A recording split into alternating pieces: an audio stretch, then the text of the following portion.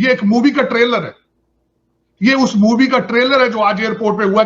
जो कुछ वहां होगा सारे का सारा मलबा सारी दुनिया इंक्लूडिंग मिडिल ईस्ट उठा के पाकिस्तान पे डालेंगे। अभी तो सारी दुनिया ने इकट्ठे होने उनके खिलाफ। अभी देखो तो सही होता क्या है वहां पे, कि जब भूख पड़ती है लड़ाइयां तब होती हैं। अब तालिबान के पास ना तनख्वाहें देने के पैसे हैं, वहां खाना खत्म हो जाएगा, उसके बाद क्या होगा? फिर जंगें होंगी, फिर लड़ाइयां होंगी, एक दूसरे को गोलियां चलेंगी, असला चलेगा अमेरिका का। और आपका क्या ख्याल है पाकिस्तान पे आने में कितनी देर लगेगी उसको? क्या दाइश और तालिबान के दरमियान एक नई लड़ाई छिड़ सकती है? तो ना सिर्फ ये कि तालिबान के लिए एक बड़ा मसला खड़ा हो सकता है, बल्कि पाकिस्तान के लिए एक बड़ा मसला खड़ा हो सकता है। पहले तो हमेशा ही होता था कि भारत जो है वो अफगानिस्तान में सब कुछ करवा रहा है, ठीक है ना, सारा ब्लेम उस तरफ चला जाता है, ठीक है जी, नॉले वो निकल गया। तो अब ये हालात क्यों, और अब हम क्यों डर रहे हैं कि हालात हमारे खराब होंगे? अब तो ऐसा नहीं होना चाहिए। अब ये लोग जब यहाँ पे आएंगे, क्या इस बात की गारंटी नहीं है कि इनका पीछा करता हुआ कोई क्यों नहीं आएगा दाइश का बंदा?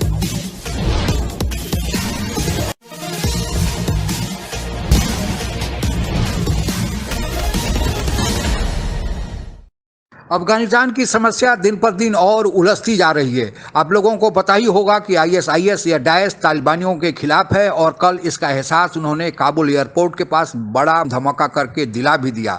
चूंकि पाकिस्तान तालिबानियों की मदद कर रहा है, इसलिए यह आशंका व्यक्त किया जा रहा है कि यह धमाका तो मात्र एक शुरुआत है, टेलर है। अभी तो असली खेल तालिबानी और पाकिस्तान के खिलाफ होना बाकी है। इसी पृष्ठभूमि में हो रही परिचर्चा, आइए आगे सुनते हैं। इस वक्त अफगानिस्तान की सिचुएशन बहुत ही बुरे हालात, जो 90s में हम हालात देखते थे, एक मर्तबा फिर हम घूम फिर कर उन्हीं हालात पर पहुंच गए। सब कुछ होना था तो हम तो जहां से चले थे, ये दुनिया वहीं पर दोबारा आके खड़ी हो गई। क्या अमेरिका में सोचा जा रहा है इसका मुर्द इल्जाम किसको ठहराया जाएगा, ये जो धमाके हुए काबुल में, और अब आगे क्या होगा? तो दुनिया के लिए भी खतरनाक है।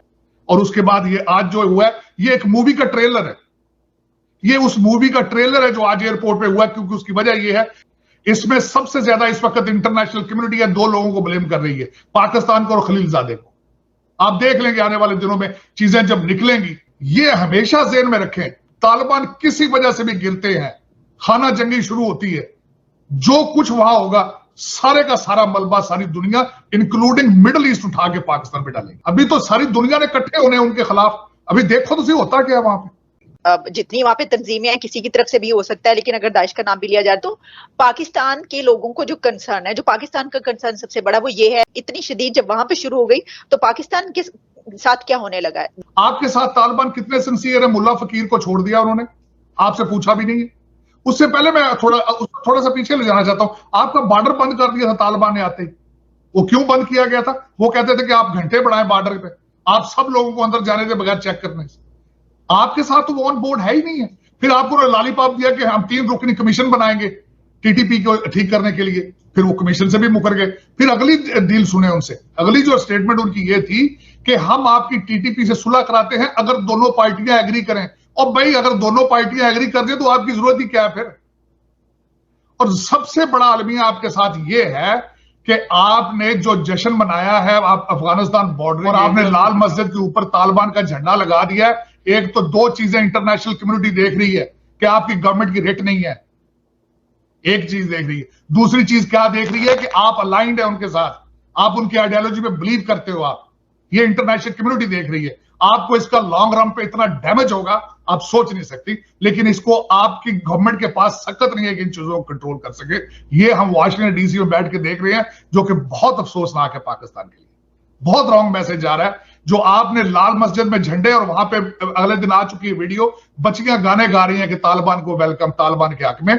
और पेशावर में और क्वेटा में जश्न मनाए जा रहे हैं, जुलूस निकाले जा रहे हैं, चंदे इकट्ठे कर करके तालिबान को दिए जा रहे हैं। आप भी बिल्कुल इस्लामिक बनाना, आप भी इसको तालिबान ही बना देना, मुझे कोई एतराज नहीं इसमें। भाई देख लो ना।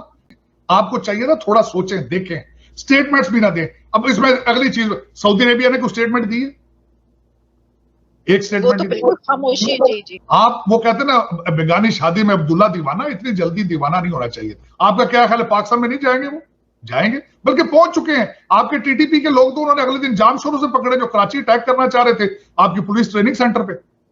आपके अंदर तो एक्टिव हो चुके हैं, मुल्ला फकीर तो एक्टिव है। पहले तो हमेशा ही होता था कि भारत जो है वो अफगानिस्तान में सब कुछ करवा रहा है, ठीक है ना, सारा ब्लेम उस तरफ चला जाता है, ठीक है जी, ठीक है, और हम मानते भी है, चले ठीक है जी, करवा रहा है। तो अब जो है अब तो वो निकल गया वहां से, अब तो इसके ऊपर खुशियां मनाई गई कि ठीक है हम सारे ऑल इन ऑल है, वो निकल गया। तो अब ये हालात क्यों, और अब हम क्यों डर रहे हैं कि हालात हमारे खराब होंगे? अब तो ऐसा नहीं होना चाहिए। नहीं होना नहीं चाहिए, लेकिन मुझे कन्विंस करें कि तालिबान का मॉडल किस तरह चलेगा अफगानिस्तान में। सबसे पहला तो मेरा ये क्वेश्चन मार्क। दूसरा मेरा क्वेश्चन मार्क ये है कि सारे आर्मामेंट्स और सारा कुछ जो अमेरिका छोड़ के गया है वो उसको इस्तेमाल करेंगे, कहां करेंगे इस्तेमाल। और तीसरी बात ये मैं बताना चाहूंगा, तालिबान एक अकेली पार्टी नहीं है अफगानिस्तान में, यही तो इशू है। लोग पाकिस्तान में समझ रहे हैं कि सारा तालिबान अंडर कंट्रोल आ गया। वहां पे डिफरेंट सेक्ट्स मौजूद हैं, उनके डिफरेंट जबानें हैं, ग्रुप मौजूद हैं। तालिबान तो सिर्फ शहरों में आए हैं, चंद शहरों में। देखिए तालिबान की कितनी थी, उनकी स्ट्रेंथ कितनी है उनकी। अफगानिस्तान तो बहुत बड़ा है। मेरा मकसद है कि ये समझ लेना कि तालिबान आ गए और सारा वहां पे अमन के वो सारा कुछ हो जाएगा। सब मुझे ये बताएं, जब पहले रशिया निकला था तो फिर क्या हुआ था वहां पे। और मैं सबसे बड़ा ज्यादा कंसर्न ये है मेरा कि जब भूख पड़ती है लड़ाइयां तब होती हैं। अब तालिबान के पास ना तनख्वाहें देने के पैसे हैं। वर्ल्ड हेल्थ ऑर्गेनाइजेशन कह चुका है 1 हफ्ते तक दवाइयां खत्म हो जाएंगी, वहां खाना खत्म हो जाएगा। उसके बाद क्या होगा? फिर जंगें होंगी, फिर लड़ाइयां होंगी, एक दूसरे को गोलियां चलेंगी, असला चलेगा अमेरिका का। और आपका क्या ख्याल है पाकिस्तान पे आने में कितनी देर लगेगी उसको? इसके साथ ही एक नए सवालात खड़े हो गए कि क्या दाइश और तालिबान के दरमियान एक नई लड़ाई छिड़ सकती है, और दाइश कहीं अपने जो कदम जो है वो अफगानिस्तान में जमाने की कोशिश तो नहीं करेगी इस दौरान। ये एक सवाल है जिसका अगर दाइश ऐसा करती है तो ना सिर्फ ये कि तालिबान के लिए एक बड़ा मसला खड़ा हो सकता है, बल्कि पाकिस्तान के लिए एक बड़ा मसला खड़ा हो सकता है। दाइश जो है उसने अपना टारगेट करार दे दिया है तालिबान को और वहाँ से जाने वाले फोर्सेस को। तो मेरा नहीं ख्याल था कि इतना स्ट्रॉन्ग रिएक्शन उस पे होने जाएगा। नताइज अखज़ हो रहे हैं तो पाकिस्तान के लिए भी उसमें से एक खौफनाक सूरत हाल है और अहले पाकिस्तान को परेशान होने की ज़रूरत है। अब अमेरिकन सदर ने इसका इंतकाम लेने का ऐलान किया, पता नहीं इस इंतकाम की क्या सूरत होगी। लेकिन जिस बात के ऊपर मुझे तशवीश है वो ये है कि बहुत सारे अमेरिकन होंगे और अमेरिकन के साथ कॉन्ट्रैक्टर होंगे, और ये कॉन्ट्रैक्टर जो हैं ये ज़ाहिर है कि ये इंडिया से भी हो सकते हैं, पाकिस्तान के किसी भी दूसरे मुल्क से हो सकते हैं। अब ये लोग जब यहाँ पे आएंगे, क्या इस बात की गारंटी नहीं है कि इनका पीछा करता हुआ कोई क्यों नहीं आएगा दाइश का बंदा? तो ये हम फिर 9/11 की तारीख दोहरा रहे हैं, चंद डॉलर्स के लिए, चंद पप्पा जन्नों के लिए फिर ये दहशतगर्दी घेर के ला रहे हैं। जब फिर आके यहाँ पे लोग मारेंगे तो हम कहेंगे देखिए हमारे लोग मारे गए, हमें डॉलर दें, हमें लोग मारे गए, हमें डॉलर दें। फिटे इस जहनीत का यार, हमें क्या ज़रूरत थी पंगा लेने की? वो उनके इस रीजन के अंदर इतने बहरी अड्डे हैं, इतने हवाई अड्डे हैं, ले दवा हो उधरों। अब तक जो बैठे हुए थे सिर्फ इसलिए कि कोई मुंह लगा ले, हमें भी कोई फ़ोन कॉल आ जाए, कोई 4 छिलड़ मिल जाए उनको, अल्लाह माफ़ी दे, इतनी घिन आती है यार देख। अमेरिका के साथ समझौता करके तालिबानी काबुल पर तो कब्जा कर लिए हैं और सरकार बनाने का प्रयास भी कर रहे हैं, पर उनके सामने अंदर से और बाहर से बहुत सारी चुनौतियां मुंह बाए खड़ी हैं। अंतर्राष्ट्रीय मामलों के जानकारों का कहना है कि 4 मुख्य चुनौतियां अभी तालिबानियों के समक्ष खड़ी हैं। पहली, अंदर से आ रही चुनौती। आप लोगों को पता ही होगा कि अफगानिस्तान में केवल तालिबानी ही एक नहीं है, यह प्रमुख गुट है, लेकिन इसके अलावा बहुत सारे और आतंकी गुट हैं, संगठन हैं जो तालिबानियों का साथ दिए थे। चूंकि अब तालिबानी सरकार बनाने जा रहे हैं, इसलिए वे आतंकी गुट संगठन भी सत्ता में ज़्यादा से ज़्यादा अपनी भागीदारी चाहते हैं और इस कारण आपस में ही फूट पड़ गया है। नॉर्दर्न अलायंस इसका ताज़ा उदाहरण है। वह भी सत्ता में ज़्यादा भागीदारी चाह रहा है। चूंकि उसको उतनी भागीदारी नहीं दी गई तो वह बहुत सारे छोटे मोटे गुटों को मिलाकर वह विद्रोह कर दिया है और पंजशेर घाटी में तालिबानियों के साथ हिंसक झड़पें जारी हैं। दूसरी चुनौती तालिबानी विरोधी गुट का अफगानिस्तान में मौजूद होना। आईएस और डाइश तालिबान विरोधी गुट है। आप लोगों को पता ही होगा कि आईएस जो है वह अमेरिका के साथ जो तालिबानियों ने समझौता किया है वह उसका विरोधी था। यह आईएस चाहता है कि अफगानिस्तान पाकिस्तान का कुछ हिस्सा और ईरान का कुछ हिस्सा लेकर एक नई इस्लामिक रियासत का गठन किया जाए जो शरिया के कानून पर चले। चूंकि तालिबानी अफगानिस्तान से बाहर अपना प्रभाव क्षेत्र नहीं बढ़ाना चाहते हैं या बाहर के इलाकों पर वे कब्जा नहीं करना चाहते हैं, इस कारण ISIS और तालिबानियों के खिलाफ विरोध पैदा हो गया है और कल धमाका हुआ, इसका एक ताज़ा उदाहरण है। तीसरी चुनौती है कि जो तालिबानी के अंदर जो आतंकी गुट है वह तालिबानियों के लिए तो सिरदर्द नहीं है, लेकिन दूसरे देशों के लिए सिरदर्द है। जैसे ETM चीन के लिए सिरदर्द है, तहरीक तालिबान पाकिस्तान TTP पाकिस्तान के लिए सिरदर्द है। चीन और पाकिस्तान लगातार कह रहे हैं तालिबानियों से कि इन पर रोक लगाई जाए, लेकिन तालिबानियों ने अभी तक उन पर रोक नहीं लगाया है। और इसका कारण यह है कि तालिबानी नहीं चाहते हैं कि अभी तक तो वे और सारे विरोधी गुटों से लड़ रहे हैं, अगर इन संगठनों पर ETM और TTP पर प्रतिबंध लगाए तो ये भी उनके विरोधी हो जाएंगे, तो फिर एक और नया सिरदर्द उनके लिए पैदा हो जाएगा। और अगर यह लगाम नहीं लगाते हैं तो फिर चीन और पाकिस्तान जो अभी तालिबानियों के हिमायती बने हुए हैं उनसे विरोध हो जाएगा। तो आगे कुआं पीछे खाई वाली स्थिति तालिबानी इस मसले पर फंसे हुए हैं।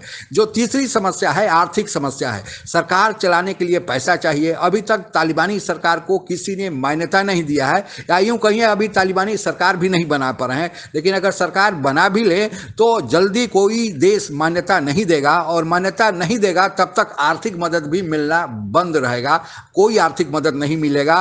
और इसी कारण IMF, वर्ल्ड बैंक तथा बाहर से मिलने वाले अनुदान बंद है। अब समस्या यह हो गई है कि कैसे तालिबानी अपनी सरकार का खर्चा चलाएं, कैसे अपने लोगों को सैलरी दें। अगर सैलरी नहीं देगा, पैसा नहीं जाएगा तालिबान में, अफगानिस्तान में, तो फिर आपस में ही खाना जंगी होगी, आपस में भी लोग लड़ेंगे और फिर गृह युद्ध जैसे हालात पैदा हो जाएंगे। क्योंकि लोगों के पास समस्याओं की वृद्धि होगी, पैसा नहीं होगा तो अपनी दैनिक जरूरत की चीज़ों को वह पूरा नहीं कर पाएंगे, इसलिए वह आपस में ही झगड़ पड़ेंगे। और जो चौथी समस्या है, और वह भी एक बड़ी समस्या है, कि कुशल विशेषज्ञों जिसमें डॉक्टर, इंजीनियर्स, प्रशासक आदि का आवश्यकता है, वह तालिबान में मौजूद नहीं है। तालिबानियों के सरकार के आने के डर से बहुत सारे लोग भागकर दूसरे देशों में जाकर शरण ले लिए हैं या राजनीतिक शरण की अभी मांग कर रहे हैं। तो अगर कुशल प्रशासक या डॉक्टर्स, इंजीनियर्स नहीं होंगे तो फिर कैसे कोई देश चलेगा। आप लोगों को पता है कि पिछले 40 साल से युद्ध में ही अफगानिस्तान फंसा हुआ है, लगभग बर्बाद हो गया है, और इस साल तो वहाँ की खेती भी चौपट हो गई है। तो फिर कैसे यह निपट पाएंगे तालिबानी, यह उनके सामने एक बड़ी समस्या है। प्रयास कर रहे हैं, लेकिन जो उनका पिछला इतिहास रहा है, इसलिए कोई विश्व के लोग उन पर विश्वास करने नहीं जा रहे हैं। अब तो उनको ही निपटना है, चूँकि वे सरकार में आ रहे हैं। आज के लिए बस इतना ही। आप अगर हमसे जुड़ा रहना चाहते हैं तो कृपया मेरे चैनल को सब्सक्राइब करें तथा बेल आइकन भी दबा दें, ताकि नई वीडियो की जानकारी तुरंत आप तक पहुंच जाए। धन्यवाद। जय हिंद।